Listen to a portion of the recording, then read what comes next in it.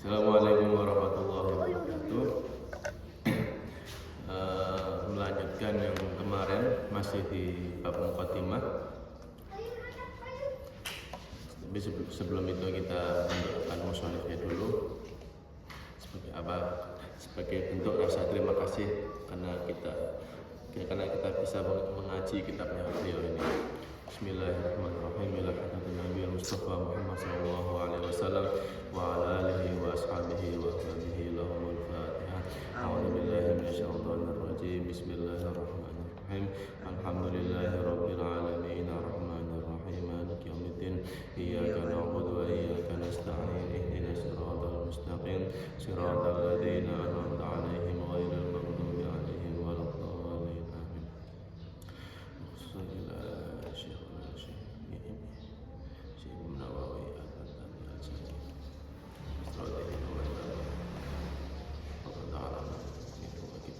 Lahumul Fatihah. A'udzu billahi minasyaitonir rajim. Bismillahirrahmanirrahim. Alhamdulillahirabbil alamin arrahmanir rahim maliki yaumiddin. Iyyaka na'budu wa iyyaka nasta'in. Ihdinas siratal mustaqim. Siratal ladzina an'amta 'alaihim ghairil maghdubi 'alaihim waladdallin. Amin. Oke, kita lanjutkan. Kemarin untuk muqaddimahnya syarih yang berarti muqaddimah yang ditulis oleh siapa? Imam Nawawi. Sekarang muqaddimah musannif yang juga disyarah oleh pensyarahnya atau dijelaskan oleh pensyarahnya, yaitu siapa? Imam Nawawi. Musannifnya di sini yang dimaksud adalah Imam Ibnu Hajar Al-Asqalani yang menulis kitab fi bayani al-fadil munabbihatin ala istihdadil yaumil ma'ad. Nah itu. Oke, kita langsung. Bismillahirrahmanirrahim. Syarhu muqaddimatil musannifi. Bismillahirrahmanirrahim. Wa tusannu 'inda ibtida'in kulli umuri ghairi muhaqqaratin. Dan disunahkan sebagai pembuka atas segala urusan kecuali urusan-urusan yang sifatnya tidak baik. Jadi mengucapkan kalimat bismillah. Kalimat bismillah ini kalimat dalam arti bahasa Indonesia. Kalimat bismillah ini disunahkan saat kapan? Saat kita hendak melakukan sesuatu. Apa saja sesuatu tersebut itu. Dan tentunya apa saja ini ada batasannya. Nah itu HP-nya tolong dianukan. Tentunya sesuatu ini ada batasannya. Batasannya itu apa? Ghairi muhaqqaratin. Asal tidak berkaitan dengan hal-hal yang tidak baik. Semisal makan itu kan hal baik. Hal baik untuk apa? Untuk menambah energi. Supaya dengan tambah energi kita semangat. Kalau semangat kita ngerjain apa-apa tuh enggak loyo, capek.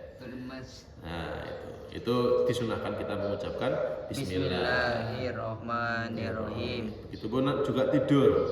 Tidur itu juga perbuatan yang baik juga. Karena apa? Mengistirahatkan badan supaya badan istirahat dan segar kembali. Kalau badan enggak istirahat, capek, ngapa-ngapain nggak bisa.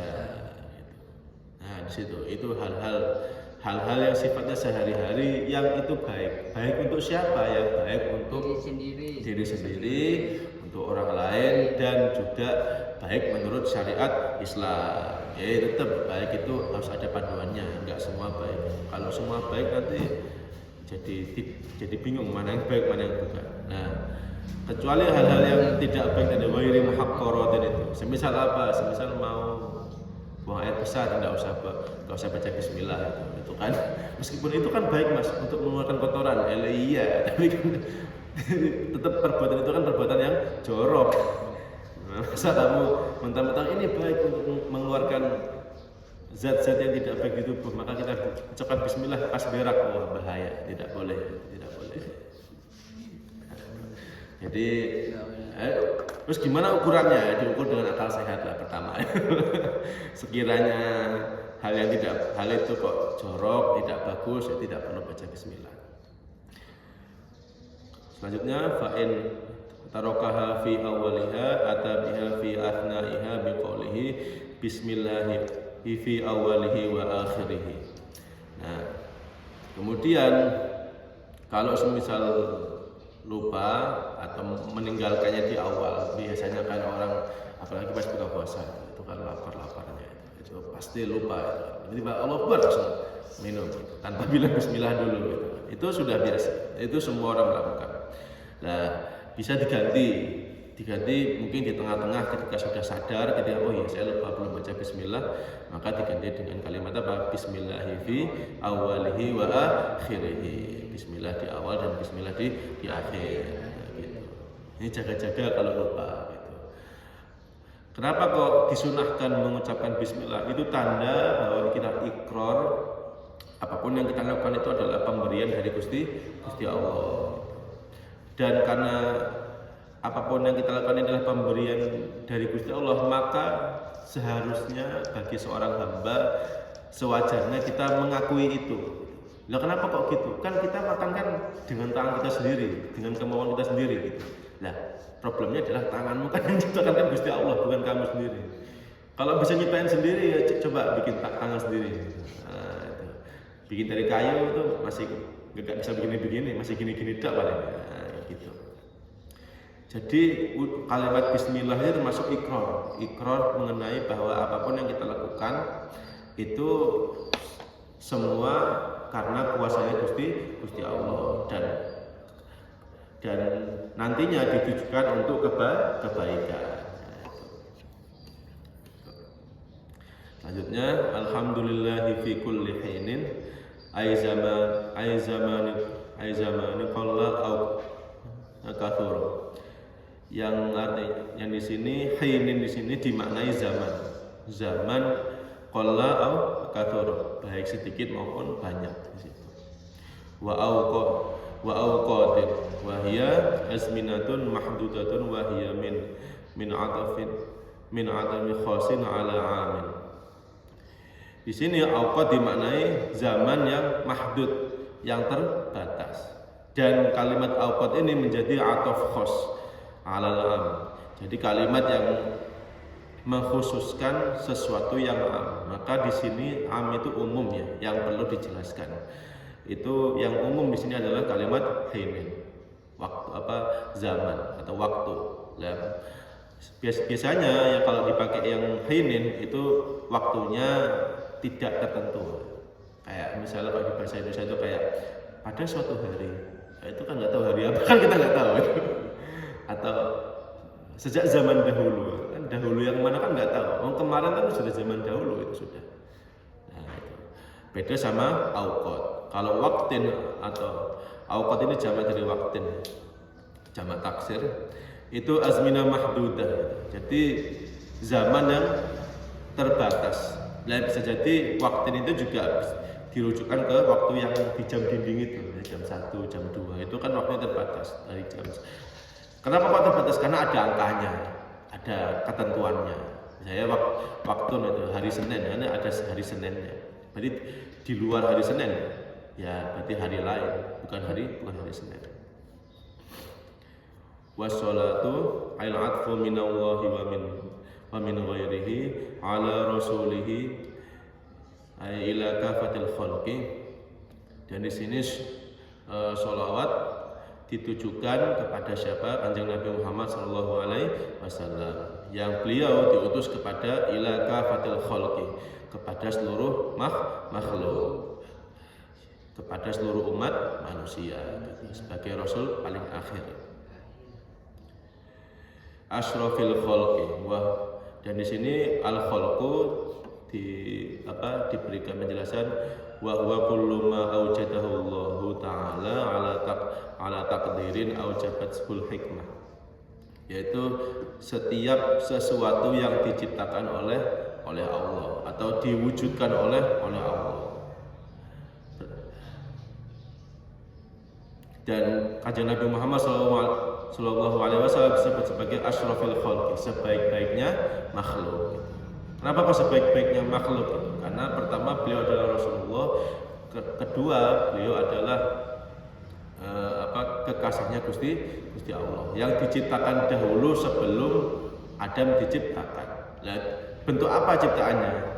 Istilahnya kalau biasanya disebut Nur Muhammad. Jadi dikatakan bahwa Nur Muhammad itu diciptakan sebelum langit bumi ini ada. Baru setelah itu ketika Nur Muhammad diciptakan, baru langit dan bumi ini ada.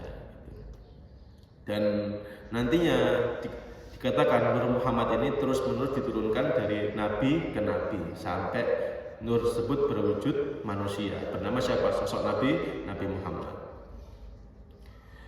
Wal bariyati ayil makhluqati mutlaqan awillati fil ardi fahiya min atfil muradif aw min atfil khasi 'alal 'ami.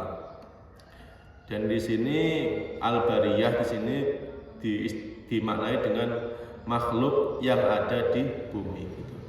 Jadi di sini ada kalimat yang am, yang umum yang perlu diterangkan yaitu khalq. Al-khalqu karena dia mencakup semua makhluk baik di langit maupun di bumi, baik itu bermateri cahaya maupun bermateri di sini, bermateri yang ada. Kalau al-bariyah sudah khusus yaitu makhluk-makhluk yang ada di bumi yang memiliki materi apa? Ya, materi-materi yang bisa diindra. Kalau di filsafat itu materi sublunar itu ada 4: tanah, air, api, udara. Itu avatar itu kalau misalnya di film-film. Tapi kalau di filsafat ada 4 itu.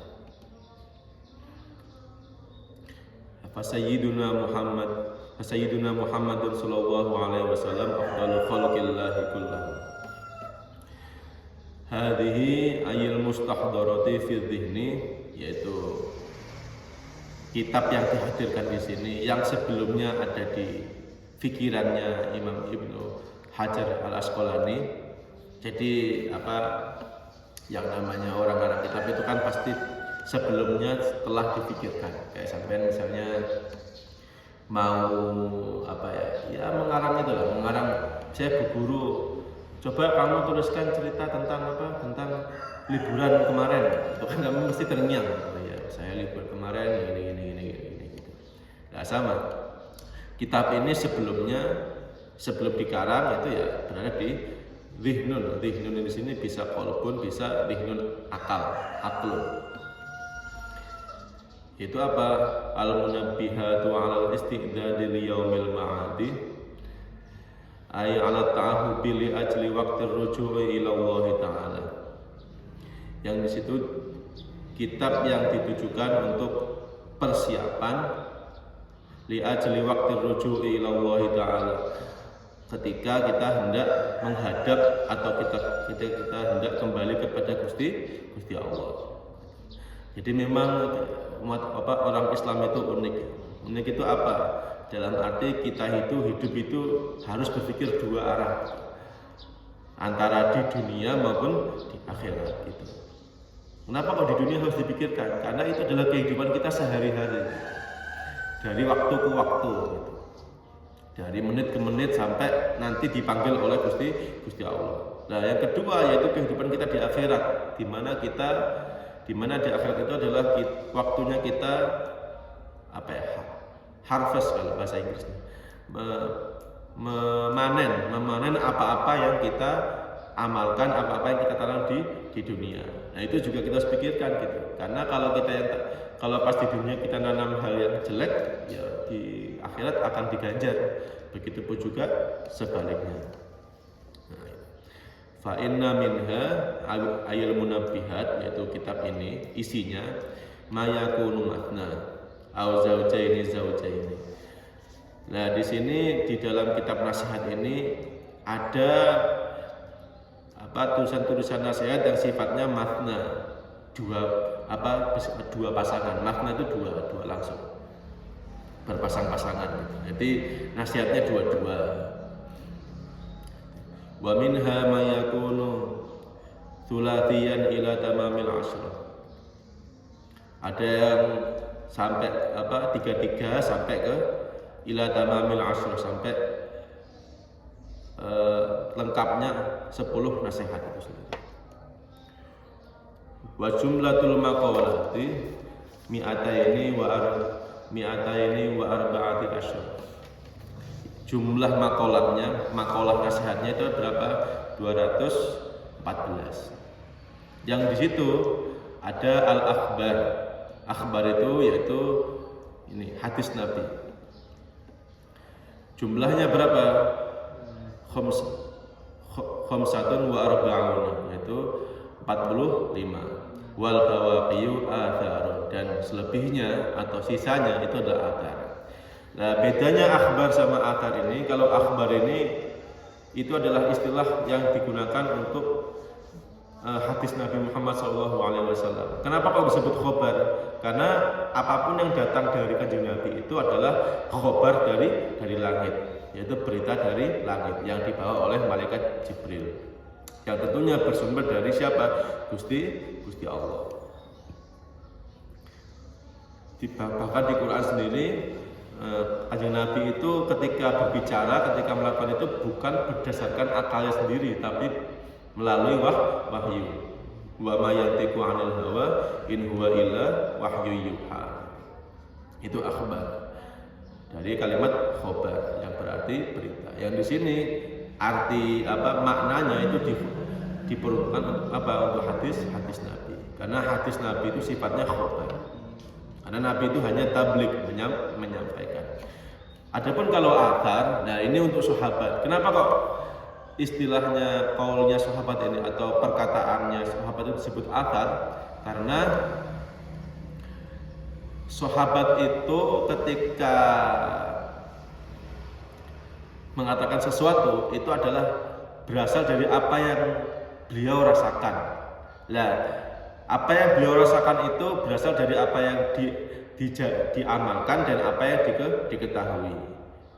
Berarti di situ ada 3 hal yang menjadikan nanti ya tiga hal, entah itu pelajaran kehidupan yang nanti disembuhkan oleh sahabat melalui qaulnya atau perkataannya, yaitu dari ajaran kanjeng Nabi, terus kemudian ajaran tersebut diamalkan, kemudian dirasakan manfaatnya maupun hikmahnya. Nah, itulah kenapa disebut athar dari kalimat atharo, yaitu efek samping atau yang dirasakan itu. Nah, itu athar. Jadi bedanya akhbar sama athar itu tadi, dari kalau kanjeng Nabi itu namanya khobar, itu dia karena apa yang diungkapkan kanjeng Nabi itu adalah khobar dari langit. Kalau athar itu untuk sahabat, karena hikmah yang diungkapkan oleh sahabat itu adalah apa-apa yang telah beliau kerjakan dan beliau pelajari dari kanjeng Nabi. Jadi beda proses. Yang satu prosesnya langsung login ke langit, yang satunya itu harus diolah dulu baru bisa diungkapkan. Dan umumnya manusia itu ya pastinya ya athar itu, sebagaimana sahabat. Wa analan uridu at-tabarruka bi itsyani haditsaini syarifaini jalilaini. Nah, di sini Imam Nawawi bilang saya ingin bertabaruk dengan mengungkapkan atau membicarakan dua hadis syarifain jalilain, 2 hadis yang baik dan agung. Fal hadisul awal ajazani bihil allamah Syekh Muhammad Khatib Asy-Syami Tsummal Madani Al-Hambali. Hadis pertama ini beliau mendapatkan ijazah dari siapa? Dari Al-Allamah Syekh Muhammad Khatib Asy-Syami, beliau dari Syam. Kemudian Tsummal Madani, pindah ke Madinah. Al-Hambali, berarti madhab fikihnya beliau adalah madhab Hambali gitu. Nah, biasa ada gelar Asy-Syami atau Al-Madani itu biasa dalam ulama untuk menandai daerahnya. Kayak Imam Bukhari itu kan dari Bukhara. Bukhara itu ya daerah-daerah di Tajikistan atau yang sekitaran Rusia bawahnya itu. Atau semisal Al-Asqalani itu beliau dari daerah Asqalani gitu. Wa huwa wa huwa ibnu Utsmani ibni Abbasi ibni Utsmani an masyayikhi muttasilan ila Abi Dzar al-Ghifari radhiyallahu anhu. Dan Syekh Muhammad Khatib Asy-Syami ini merupakan putra dari Syekh Utsman, Syekh Abbas, Syekh Utsman. Biasanya orang Arab itu memang kalau namanya orang itu satu tok. Makanya nanti kalau di Arab, kalau sampai nanti ke Mesir atau kemana, mesti namanya Mahmud, Muhammad, Ahmad itu semua orang. Kalau di sini kan enak ya, kalau di Indonesia kan enak, ada Khairul, Zaid, Eki, Fikri. Kalau di Arab itu ada Ahmad, Muhammad, Mahmud, itu hampir semua orang. Jadi kalau kamu manggil Mahmud satu orang, yang nengok 10 orang itu biasa ya. Mana di paspornya kan kita Mahmud bin siapa? Mahmud bin Ahmad. Aduh, makin pusing lagi. Nah, itu sudah biasa. Yang itu muttasil, hadis tersebut muttasil kepada Abi Dzar al-Ghifari. Ini salah seorang sahabat Nabi yang fakir dan qanaah sekali. An Rasulillah sallallahu alaihi wasallam fima yarwihi an rabbih azza wa jalla. Nah, di sini ini kategorinya adalah kategori hadis qudsi karena ini langsung diriwayatkan dari Gusti Allah. Jadi wahyu Kanjeng Nabi itu bisa berupa Quran, bisa berupa hadis qudsi kalau yang langsung ininya full kalamnya. Jadi wahyunya full teks. Qala ta'ala ya ibadi inni haramtu dzulma 'ala nafsi wa ja'altuhu bainakum muharraman fala tadzalamu. Wahai hamba-hambaku, telah aku haramkan kepada diriku perbuatan zalim.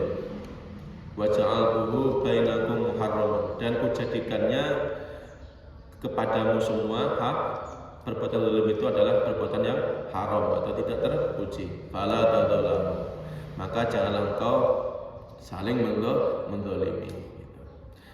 Maksudnya saling mendolimi adalah saling ibadah, tidak memberikan haknya orang kepada sepantasnya ataupun berbuat yang tidak baik. Ya ibadi kullukum dhallun illa man hadaituhu fastahduni ahdikum. Wahai hamba-hambaku, setiap dari kamu itu sedang tersesat, kecuali siapapun yang aku berikan hidayah. Fastahduni, maka mintalah kepadaku hidayah tersebut, maka aku akan memberikan ahdikum. Maksudnya tersesat itu apa gitu? Ya pada kondisi ini tersesat itu macam-macam ya. Yang paling gampang itu ya tersesat di jalan. Tapi yang maksudnya di sini adalah tersesat di dalam kehidupan. Yang berarti bisa jadi dia sedang dalam kubangan dosa. Dia ibaratkan hidup itu seolah-olah dibuat kalau enggak berdosa itu enggak menarik. Kalau tidak melakukan hal yang tidak terpuji itu seolah-olah enggak keren. Nah, itu bisa jadi itu dalam kondisi yang tersesat gitu. Karena seseorang yang berbuat tidak baik itu sejatinya dia menyakiti dirinya sendiri gitu. Yang kena damage, yang kena dampak pertama itu pasti ya diri sendiri. Misal orang itu mengejek orang, memang seolah-olah itu kan dia menghina orang, tapi yang pertama kali kena itu ya pasti dirinya sendiri, karena nantinya orang-orang itu melihat dia orang yang mudah menghina orang, dan pastinya dia orang yang pantas untuk dihina. Ya itu kayak misalnya orang sering mukul orang, maka nanti orang mikirkan, oh kalau urusan sama dia berarti harus pukul-memukul, nggak bisa pakai omong. Nah, seperti itu. Ya ibadi kullukum ja'iun illa man at'amtuhu fastat'imuni ud'imkum. Wahai hamba-hambaku, kamu semuanya dalam kondisi lapar, kecuali yang aku berikan makan. Fastat'imuni ud'imkum, maka mintalah makan kepadaku, maka dan akan aku berikan makan. Di sini kenapa kok di sini disebutkan makan, padahal ada hal yang lebih besar daripada makan, yang namanya rezeki itu. Karena rezeki yang paling utama itu adalah bisa makan. Nah, ya, mau punya baju bagus apapun, mau punya rumah mewah apapun, kalau nggak bisa makan ya tetap apa. Kalau lapar kelama-lamaan bisa mati. Maka rezeki paling dasar itu adalah rezeki makan. Oleh karenanya, karena dia rezeki yang paling utama, yang paling pokok, maka dia dijadikan sebagai dasar dari hadis ini. Jadi untuk menyebutkan rezeki itu tidak harus pakai kalimat rezeki, tapi pakai kalimat yang situ merepresentasikan rezeki yang paling dasar, yang paling pokok, yaitu apa? Makan. Ya ibadi kullukum arin illa man kasawtuhu fastaksuni aksukum.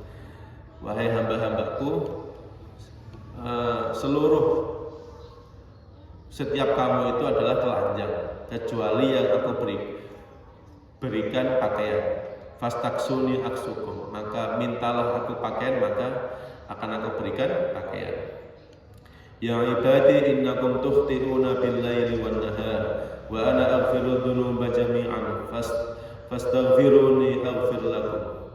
Wahai hamba-hambaku, kalian semuanya itu selalu berbuat salah.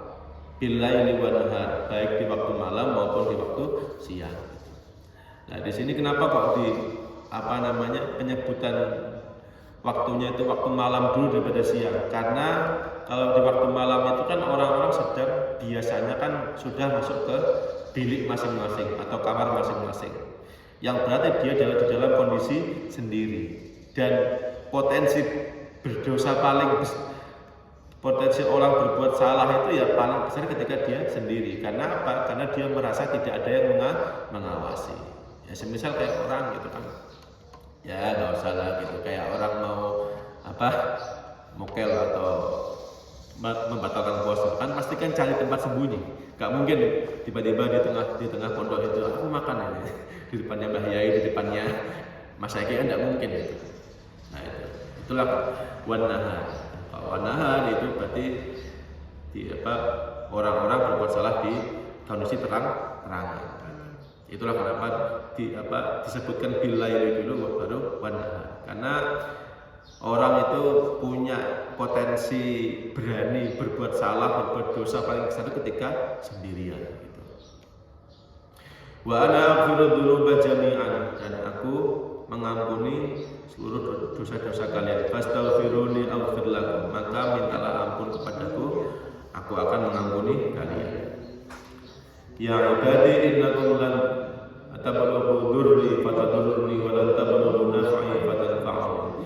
Wahai hamba-hambaku, kalian semua tidak akan bisa menyebabkan kedororan atau kemalangan atau kejahatan kepada Gusti Allah, dan juga tidak bisa memberikan manfaat kepada Gusti Allah.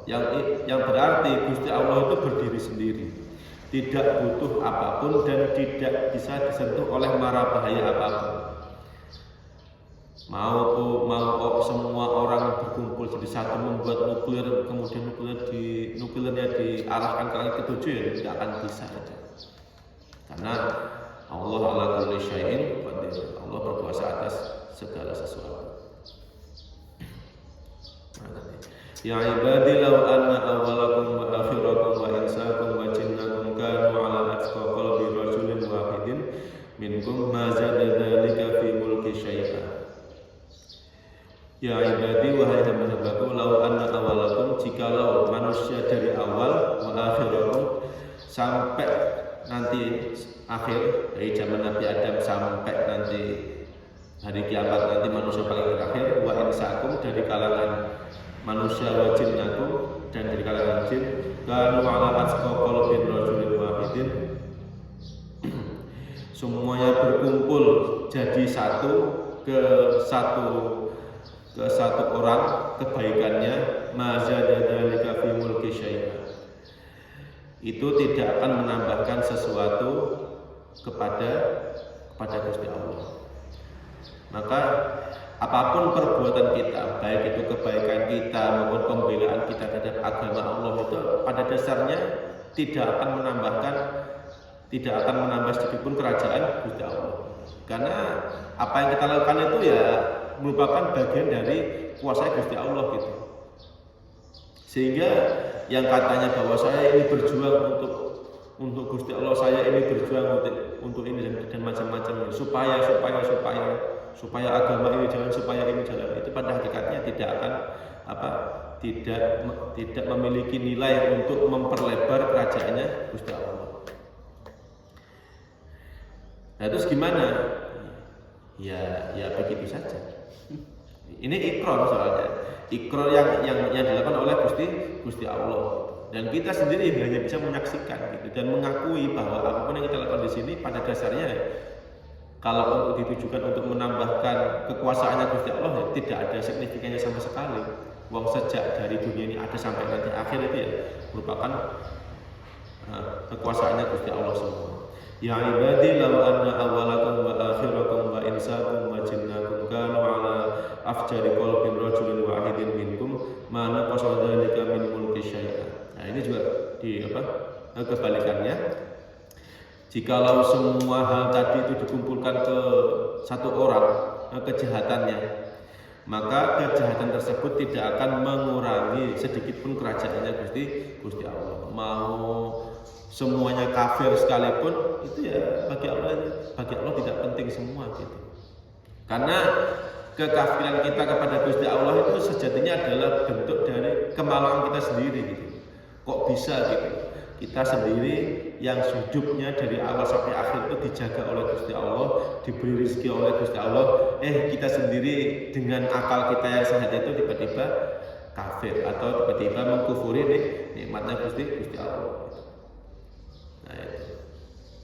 Jadi apapun keburukan yang menimpa di sini itu tidak akan berpengaruh kepada kerajaannya Gusti Allah. Ya ibadi law anna awwalakum wa akhirakum wa insakum wa jinnakum qamu fi sa'idin wahidin fasa'aluni fa'ataitu kulla wahidin mas'alatahu ma naqasa dzalika mimma 'indi illa kama yanqusul makhitu idza udkhilal bahr. Dari sini wahai hamba-hambaku, jikalau kalian semuanya berkumpul di satu lapangan, bahkan manusia dari zaman Adam sampai nanti hari kiamat, semua makhluk baik manusia maupun jin kumpul di satu lapangan, kemudian minta satu-satu, misal Khairul minta mobil, Zain minta motor, saya minta apapun itu gitu kan. Itu Gusti Allah sanggup mengabulkan semua keinginan tersebut tanpa mengurangi apa yang ada di Gusti Allah. Jadi permintaan semua orang, semua makhluk langit dan bumi ini kalau dituruti semuanya itu tidak mengurangi sedikit pun miliknya Allah. Sebagaimana jarum yang di situ dimasukkan ke laut. Jadi orang itu mengambil air di laut pakai jarum, itu kan tes itu kan. Ya sama kayak gitu. Ibaratkan kuasa Gusti Allah itu seluas lautan bahkan lebih. Permintaan semua manusia itu, semua makhluk itu cuma sebatas jarum itu. Ketika di jarum itu ngambil air, tetap yang keluarnya yang tesnya itu, tetesannya itu tidak jarum itu tidak menghabiskan air laut. Nah, di situ. Ya ibadi innama hiya a'malukum uhsiha lakum thumma uwaffikum iyyaha faman wajada khairan falyahmadillah wa man wajada ghayra dzalika fala yalumanna illa nafsah.